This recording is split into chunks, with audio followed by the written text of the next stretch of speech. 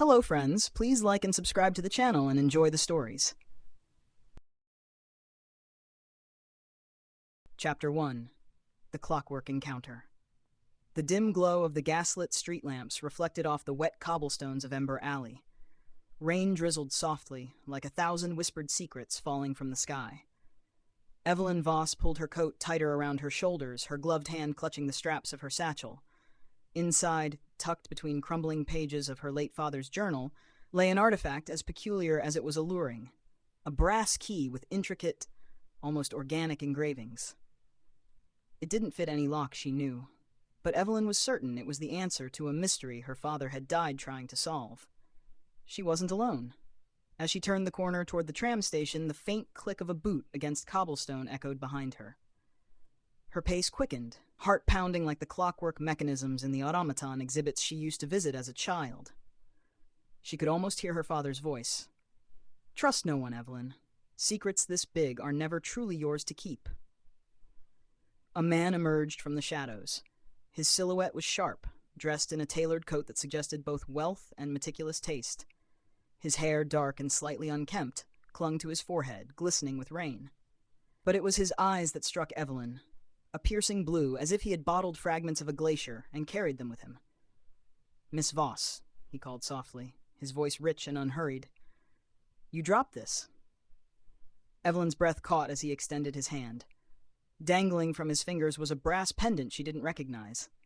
She hesitated, her instincts warring between gratitude and suspicion. "I don't think that's mine," she replied, her voice steady despite her nerves. "It will be," the man said cryptically, his lips curving into a slight smile. "Soon enough." Before she could reply, a tram whistle cut through the air. She turned her head reflexively toward the station, and when she looked back, he was gone, leaving only the faint scent of cedarwood and rain. Evelyn didn't believe in coincidences, but as she boarded the tram, she found herself questioning everything. The pendant now sat in her palm, a perfect match to the engravings on the brass key. The gears of her mind turned rapidly, piecing together fragments of her father's notes. One word stood out: Meridium. Miles away, in a candlelit study brimming with dusty tomes and whirring automata, the stranger reclined in a velvet armchair, a glass of amber liquid in hand. He traced his finger over a sepia photograph of Evelyn, her curious eyes staring out from the frame. "She has no idea," he murmured to himself, a mixture of regret and anticipation in his voice. "But she'll find out soon enough." Chapter 2. The Stranger's Pact. The tram rocked gently as it carved its way through the cobbled streets of Emberwich. Evelyn couldn't stop staring at the brass pendant in her hand. Its surface was cold, unnervingly so, as if it had been plucked from the depths of an Arctic sea. The engravings shimmered faintly under the dim lighting of the tramcar, a mesmerizing lattice of symbols and lines that seemed alive.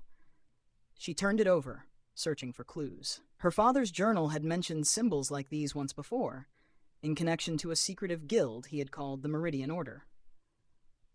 But he'd written only fragments, disjointed phrases about forbidden knowledge, a conspiracy that spanned centuries, and the phrase that haunted her still: a key to the end of beginnings. The tram screeched to a halt, jarring Evelyn from her thoughts. She slipped the pendant into her pocket and glanced out the window. Her stop had arrived, a neighborhood shrouded in mystery, filled with antique shops, fortune-tellers, and an air of quiet intrigue. If anyone could decipher the pendant, it would be Madame Lucretia. The bell above Madame Lucretia's door tinkled as Evelyn stepped inside. The air smelled of sandalwood and old parchment. The walls were lined with shelves crammed full of curiosities, jars of iridescent powders, clocks frozen in strange configurations, and a violin with strings of shimmering silver. Lucretia appeared from behind a curtain of beads, her silver hair cascading like moonlight. Her piercing green eyes studied Evelyn with unnerving intensity. "You've brought something unusual," Lucretia said before Evelyn could speak. Evelyn hesitated, then pulled out the pendant and the brass key. The older woman's expression darkened immediately. "Where did you get these?" Lucretia's voice was low, almost accusatory. "My father," Evelyn replied. "They were part of his research before he disappeared," Lucretia interrupted, nodding knowingly. She gestured for Evelyn to follow her into the back room. There, on a table surrounded by lit candles, lay an ancient map. Lucretia placed the key and pendant side by side on the table, aligning them with markings on the map. The symbols glowed faintly, matching the runes etched into the map's surface. "This," Lucretia said, her voice trembling with reverence, "is no ordinary artifact. Together, these pieces form the gateway to something otherworldly. Something that was never meant to be found." Evelyn leaned closer. "What kind of gateway?" "The Meridian Order believed it was a portal," Lucretia explained, "to a place where time and space collapse into one, a realm where the past, present, and future coexist." As the candles flickered ominously, Evelyn felt a chill run down her spine. Before she could press further, the bell at the shop's entrance rang. A figure stepped into the room, a man with piercing blue eyes and a coat that dripped rainwater onto the floor. "You again," Evelyn whispered, stepping back instinctively. "Me," the stranger confirmed, his tone both familiar and foreboding. "I see you found a guide. Good. We're running out of time." Lucretia frowned. "You're with him?" "No," Evelyn said quickly, but the stranger raised a hand, silencing them both.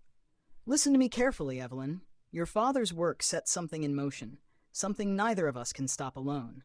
That key and pendant are part of a contract written long before you or I were born. And if we don't uphold our end..." He let the words hang in the air, the weight of their meaning sinking in like stones. "Who are you?" Evelyn demanded, her voice trembling with a mix of anger and fear. The man stepped closer, his gaze locking onto hers with a magnetic intensity.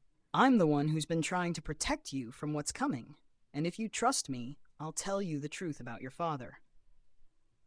But before Evelyn could respond, the candles around the room flickered violently. A low, guttural sound emanated from the pendant on the table, a sound that felt alive, as if something ancient and malevolent were stirring within it. "Too late," the stranger muttered, his expression grim. "They've found us." Lucretia grabbed Evelyn's arm, her voice urgent. "You need to decide now. Do you trust him or not?" Evelyn's pulse raced as the room darkened, shadows pooling like ink around the edges. She looked at the stranger, his outstretched hand a lifeline into the unknown. Every instinct screamed against it, but then she remembered her father's journal.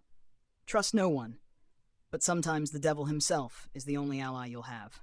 She grabbed his hand. Chapter 3. A Leap into Shadows. The stranger's grip was firm, his hand surprisingly warm, despite the cold aura that seemed to follow him. Evelyn barely had time to brace herself as the room trembled, the guttural sound from the pendant growing louder, reverberating in her chest like a second heartbeat. Shadows stretched and swirled along the walls, forming grotesque shapes that seemed to leer at her. "Move!" the stranger barked, pulling her toward the shop's back door. "But Lucretia," Evelyn protested, glancing back at the old woman who stood frozen, her lips moving in an incantation too quiet to hear. "She knows what she's doing," he snapped. "We won't, if we stay." With a reluctant nod, Evelyn let him lead her out into the rain-slick alley. The cold air was a jarring contrast to the stifling atmosphere inside, but it brought no relief.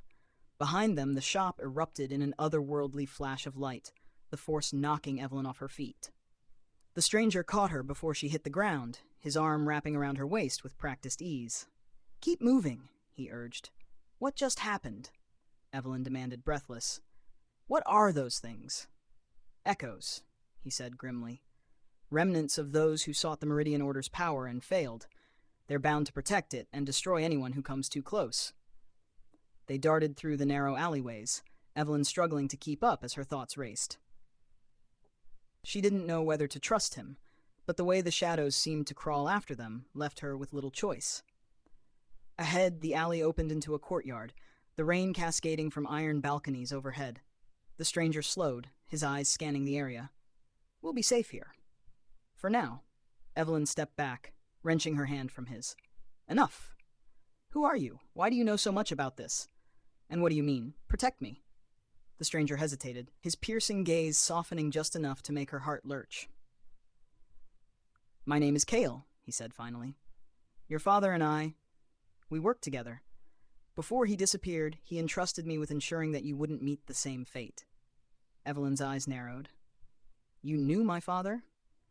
Kale nodded. He was brilliant, obsessive, yes, but he wanted to keep you safe more than anything. When he discovered the Meridian Order's secrets, he realized they couldn't fall into the wrong hands. And the pendant? The key? They're more than artifacts, Kale said, his voice low. Together, they unlock a device called the Meridian Gate. It's a portal to what your father called the Nexus, the heart of all time and space. Evelyn stared at him, her mind spinning. Why would anyone want to open that? Because power corrupts, Kale replied simply. The Nexus isn't just a doorway, it's a source. Whoever controls it can rewrite reality itself. Before Evelyn could respond, the shadows returned, slithering into the courtyard like living tendrils. Kale cursed under his breath and pulled a small, gleaming device from his coat, a circular object with glowing runes etched along its edge. Stay close, he commanded, twisting the device. The runes flared to life, casting a protective barrier of golden light around them.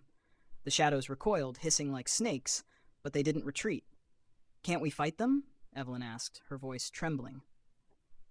Not these ones, Kale said. They aren't alive, not in the way you think. They're fragments of something older. The best we can do is run. He held out his free hand to her again. If you want answers, you'll need to trust me. I can take you to someone who can explain everything. But if we stay here, we're dead. Evelyn hesitated. The pendant felt heavier in her pocket, its cold surface pressing against her thigh as if urging her forward. She thought of her father, of the journal entries that had been more questions than answers. She had spent years chasing his shadow, hoping for closure. Maybe this was her chance. She took his hand. Kale twisted the device again, and the barrier expanded outward in a blinding flash. When Evelyn opened her eyes, they were no longer in the courtyard. They stood in a cavernous room, its walls lined with gears the size of houses, all spinning in perfect synchronization. Overhead, a glass dome revealed a sky filled with unfamiliar stars that pulsed like living things. The air buzzed with an electric hum, and Evelyn felt the hair on her arms stand on end. "Where are we?" she whispered.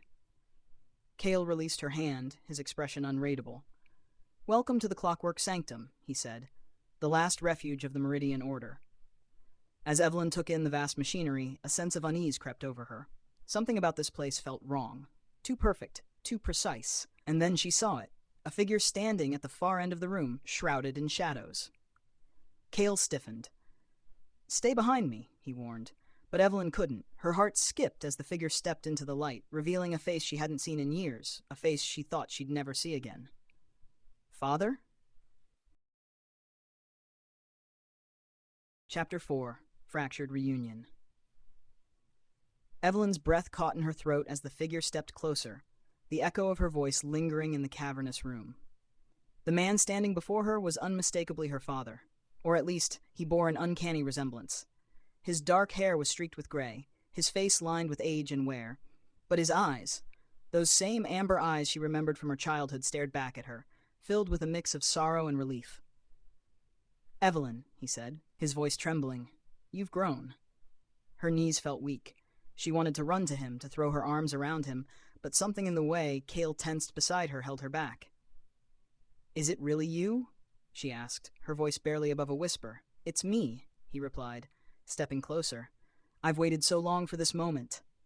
Kale's hand shot out, stopping Evelyn from moving forward. "Don't," he said sharply. "Something's wrong." Her father's gaze flicked to Kale, his expression hardening. "Still meddling, are you? I told you to stay out of this." Kale didn't flinch. "And I told you I'd do whatever it takes to protect her." Evelyn's head snapped between the two of them. "Protect me from what? From him?" She gestured at her father, anger rising in her voice. "Kale, if you know something, tell me." Kale hesitated, the weight of unspoken truths pressing down on him. Finally he spoke. "Evelyn, your father isn't entirely who you think he is, the man you remember.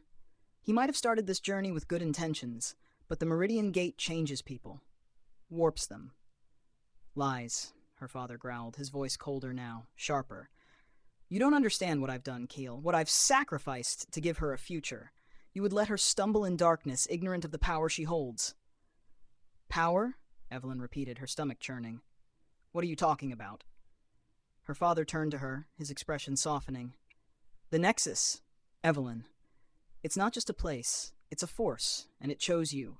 You're the key to controlling it, to shaping the future. With it, we can undo every wrong, rewrite history. I've spent years ensuring you'd have this chance. Kale's grip on her arm tightened. And how many lives were destroyed in the process? How many truths did you bury, Isaac? Evelyn's heart pounded. She stepped away from both men, her voice trembling. What did you do, Father? Isaac sighed, running a hand through his hair. I made hard choices, he admitted. The Meridian Order sought to hoard the Nexus's power, to keep it locked away forever. They would let the world burn before sharing it. I couldn't let that happen. Kale cut in, his voice sharp. So you betrayed them. Stole the key. Do you know how many people died when the Order collapsed? How many creatures were unleashed into the world because of your arrogance? Evelyn staggered back, her mind reeling. The pendant in her pocket seemed to grow heavier, as if it carried the weight of her father's sins. Evelyn, Isaac said, stepping toward her again, his tone urgent. Listen to me. Kale doesn't understand. This power, it's yours by right. You can fix everything, make the world a better place. All you have to do is trust me. Kale moved to block him. Or you can trust the man who's been keeping you alive all this time, he countered. Think about it, Evelyn. Why didn't he come back for you sooner? Why is he only here now when the gate is within reach? Her father's expression darkened. You don't know what you're talking about. Evelyn shook her head, her voice cracking. Stop it, both of you. The cavern trembled as her voice echoed, the gears on the walls grinding louder, the air charged with energy. She reached into her pocket and pulled out the pendant, holding it aloft. What does this really do? She demanded. No more half-truths, no more riddles. Tell me. Isaac's face softened, his eyes glistening with unshed tears. It's a catalyst, he said. The key and pendant together unlock the Meridian Gate. It will give you control over the Nexus. You can heal the world, Evelyn. You can bring back everyone you've lost, even your mother. Her breath hitched. Her mother's face flashed in her mind, a memory she had clung to for so long. The thought of seeing her again, of erasing the pain of her loss, was intoxicating. But then Kale spoke, his voice low and steady. And at what cost? The Nexus isn't meant to be controlled, Evelyn. It consumes everyone who tries. Your father isn't asking you to wield it. He's asking you to sacrifice yourself for his vision of the world. Evelyn froze, the pendant burning cold in her hand. Her father's expression hardened, his outstretched hand trembling. You don't understand, Isaac said. I'm trying to save you. Are you? Evelyn whispered, tears streaming down her face. Or are you trying to save yourself? The room fell silent, the tension thick enough to choke. Evelyn looked at Kale, then at her father, the weight of the decision crushing her. Her fingers tightened around the pendant, the symbols glowing faintly. Evelyn, Kale urged, his voice softer now, you don't have to do this. You can walk away. We can find another way. Together. Her father shook his head, desperation in his voice. No, Evelyn. There is no other way. The world needs this. You need this. Evelyn closed her eyes, her heart pounding like a war drum. When she opened them, her gaze was steely, resolute. I'm done being a pawn in your games, she said. And then she made her choice. What should her choice be? Activating the pendant, walking away, or something entirely unexpected? Chapter 5. The Choice Unseen. Evelyn's fingers tightened around the pendant, its cold surface biting into her palm. The faint glow of its runes pulsed in rhythm with her heartbeat, an eerie synchronization that made her feel as if the object was alive, waiting for her decision. She looked between Kale and her father, the weight of their gazes heavy with opposing hopes. But something inside her rebelled against the simplicity of their demands. Both men believed they knew what was best for her, yet neither seemed to understand the turmoil she faced. Was she meant to be a savior? A pawn? Or something else entirely? No, Evelyn said finally, her voice cutting through the charged silence. I won't let either of you decide my fate. Her father stepped forward, his expression pleading. Evelyn, listen. No, she interrupted, taking a step back. All my life, I've been chasing shadows, trying to understand your work, your secrets. But this is my choice now, not yours. Not Kale's. Mine. The gears in the sanctum groaned, the room shuddering as if the entire structure was responding to her defiance. Evelyn held the pendant up, its glow intensifying, and turned her gaze inward. She closed her eyes and focused, letting the cold energy seep into her mind. The world around her faded. Evelyn opened her eyes to find herself standing in a vast, infinite expanse. The ground beneath her feet shimmered like liquid glass, reflecting an endless sky filled with cascading streams of light, pastel blues, fiery reds, and golden yellows that twisted and wove like threads in a cosmic loom. The Nexus. She turned and found herself face to face with herself. But this wasn't a reflection. The other Evelyn stood with an air of calm authority, her amber eyes glowing faintly, her expression inscrutable. "So you've come," the other Evelyn said, her voice layered with an echo. "The choice is yours, but know this: every path carries a price." "What is this place?" Evelyn asked, her voice trembling. "This is the core of all things," her counterpart explained.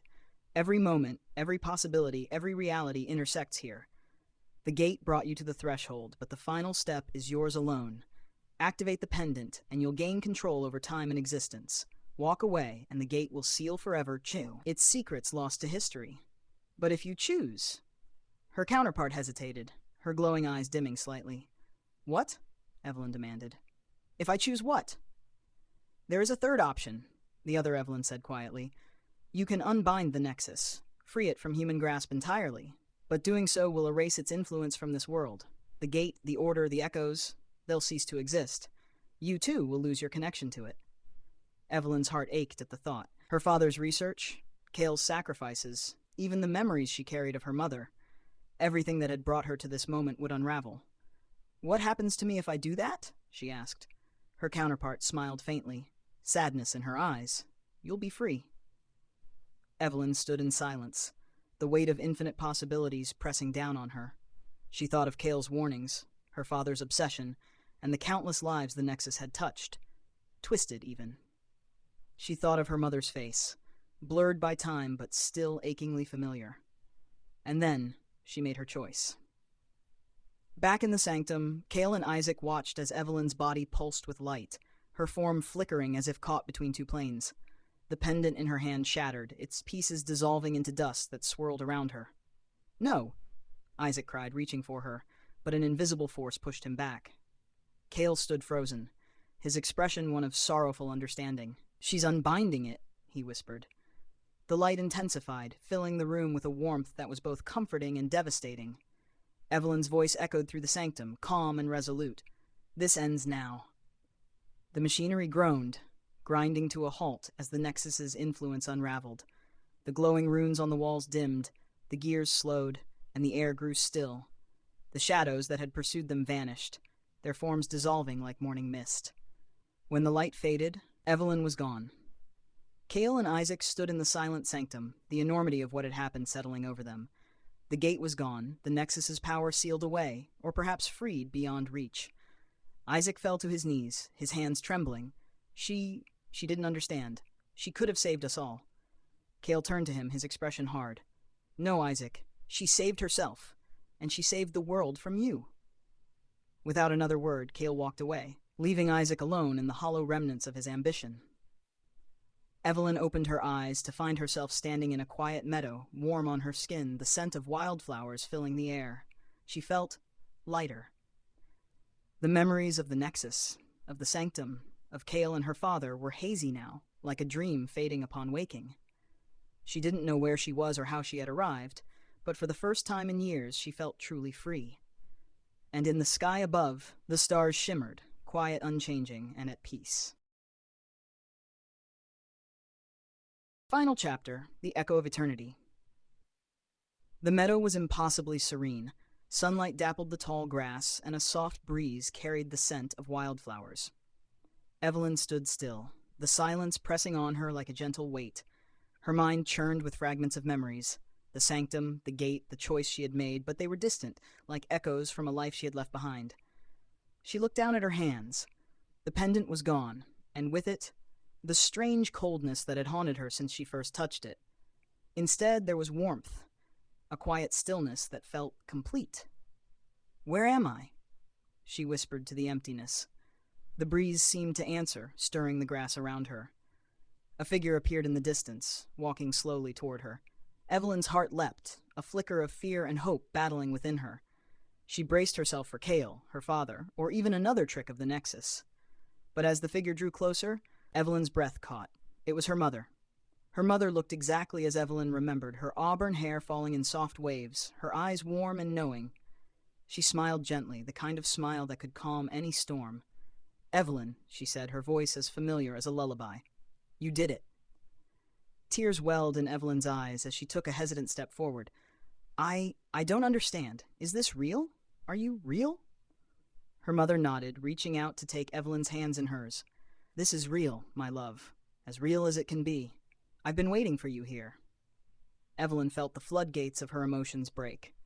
The tears came fast and unbidden, and she clung to her mother as if afraid she might vanish. "I missed you so much," she sobbed. "I thought I'd never see you again." Her mother held her close, stroking her hair. "I know, I've missed you too. But you were never alone, Evelyn. You carried me with you in every choice you made." "But I destroyed it," Evelyn said, pulling back to look at her mother's face. "The Nexus, the gate, it's all gone. I erased everything. Was that the right thing to do?" Her mother smiled, brushing a tear from Evelyn's cheek. "You followed your heart, and that's all that matters. The Nexus wasn't meant to be controlled. It was meant to teach us, to guide us. By letting it go, you've set the world free, and yourself." Evelyn swallowed hard, her voice trembling. "What happens now? Am I dead?" Her mother chuckled softly. "No, my darling. This is a threshold, a place between what was and what will be. You're here because the Nexus left a mark on you, but you're alive, and now it's time for you to live." The meadow began to shimmer, the golden light growing brighter. Evelyn felt a pull, like a gentle tide drawing her toward a distant shore. She looked at her mother, panic creeping into her voice. "Will I ever see you again?" Her mother smiled, her form growing faint. "I'll always be with you, Evelyn. In every choice, every moment. Just listen to your heart. It will never lead you astray." The light enveloped her mother, and Evelyn reached out, her fingers brushing against nothing but air. She closed her eyes, letting the warmth of the light wash over her. When she opened them, Evelyn was standing on a cobblestone street in a bustling city. The sound of laughter and distant music filled the air, and the scent of fresh bread wafted from a nearby bakery. She looked down at herself, no pendant, no strange glow, just a simple linen dress and sturdy boots. She touched her chest, half expecting to feel the weight of the Nexus's pull, but there was nothing. A voice called out behind her. "Miss, are you all right?" She turned to see a young man, his face kind and curious. "You've been standing there for a while. Do you need help?" Evelyn hesitated, then smiled. "No, I'm fine. Just finding my way." The man nodded, tipping his hat. "Well, if you're lost, the market's just ahead. They've got everything you could need." Evelyn thanked him and began to walk, her steps steady and purposeful. The world felt new, brimming with possibility. She didn't know where this road would lead, but for the first time in a long time, she wasn't afraid. As she walked, she glanced up at the sky. The stars were faint in the daylight, but she knew they were there, watching, waiting. A quiet reminder that she had not only chosen her path, but forged it. And as she disappeared into the crowd, Evelyn carried with her a quiet, unshakable truth. She was free.